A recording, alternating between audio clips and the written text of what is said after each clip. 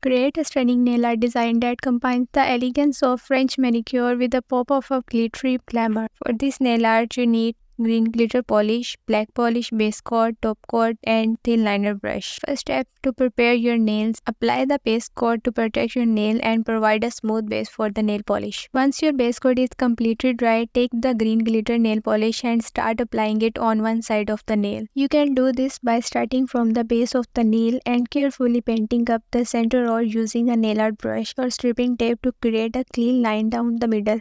Allow the green glitter polish to dry completely and repeat these steps to all over your nail. Once the green glitter polish has dried, it's time to create a black French tip on the other half of the nail. Using the black nail polish, carefully paint the right side of each nail in the French tip style. You can do this by starting at the edge of the nail and painting a straight line across using nail guides. It's time to apply a top coat to seal and protect your nail art design. Apply clear top coat over the entire nail. This will also help the manicure last longer and add a glossy finish. Admire your unique and stylish nail. Keep painting and expressing. Don't forget to subscribe my channel Furry Nail Art. Thanks for watching.